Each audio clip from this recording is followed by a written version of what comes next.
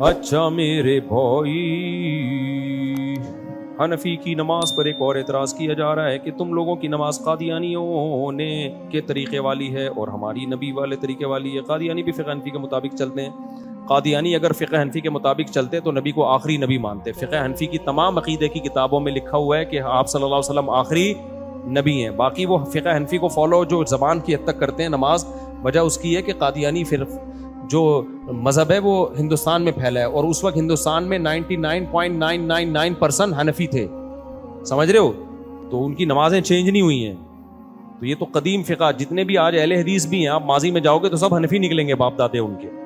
تو جو اسلام بر صغیر میں آیا اور ایران میں آیا، جو اہل سنت والجماعت کی بات کر رہا ہوں، وہ فقہ حنفی ہی کی شکل میں آیا ہے۔ ملیشیا میں فقہ شافعی آیا، اس پہ میں کئی بار بیان کر چکا ہوں۔ تو قدیم جو اسلام آیا ہے وہ تو حنفی فقہ ہی آیا ہے۔ باقی جتنے بھی ہیں وہ بعد میں آئے ہیں، 100 150 200 سال سے زیادہ پرانی ان کی تاریخ نہیں ہے۔ اور کمال کی بات ہے وہ اپنے آپ کو فرقہ نہیں کہتے، ہمیں فرقہ کہتے ہیں۔ بھائی جو چیز بعد میں آئے وہ فرقہ ہوگی نا، جو شروع سے آئی ہے وہ تھوڑی فرقہ ہوگی۔ جو نئی چیز آئے گی مارکیٹ میں وہ کیا ہوگی؟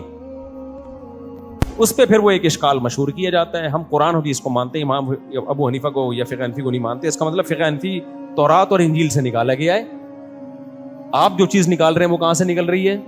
قرآن حدیث سے۔ تو یہ لطیفہ ہو سکتا ہے بہترین، اس سے زیادہ اس کی ویلیو نہیں ہے۔ باقی نماز میں یہاں بھی ثابت ہے، یہاں بھی ثابت ہے، رفع الیدین کرنا بھی ثابت ہے، نہ کرنا بھی ثابت ہے۔ وہی بات میں کرتا ہوں جو ڈاکٹر ذاکر نائک اپنے ہر اسپیچ میں کر رہے ہیں۔ بھائی ہر طرح سے نماز ہو جاتی ہے۔ ڈاکٹر ذاکر نائک نے کہا میرے والد شافعی تھے، کیا مطلب؟ ڈاکٹر ذاکر نائک یہ کہہ رہے تھے کہ میرے والد گمراہ تھے؟ انہوں نے بتایا کہ شافعی فقہ بھی کیا ہے، ٹھیک ہے، فقہ حنفی بھی کیا ہے، ٹھیک ہے۔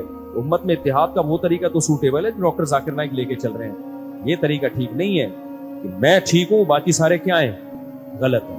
جب آپ یہ بات کرتے ہو، اور ڈاکٹر صاحب تو بار بار میں بھی ٹھیک ہوں، میں بھی ٹھیک ہوں، لیکن کمال کی بات ہے نا، فرقہ پرست لوگ ان کی اس بات سے بھی فرقہ نکال رہے ہیں، صحیح ہے نا؟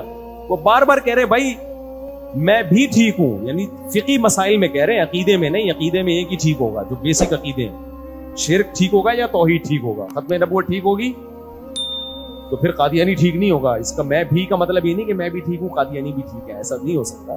کچھ باؤنڈری اللہ نے کھینچ دی ہے۔ تو فروعی مسائل میں جو اختلاف ہوگا اس میں یہ بھی ٹھیک ہے وہ بھی ٹھیک ہے۔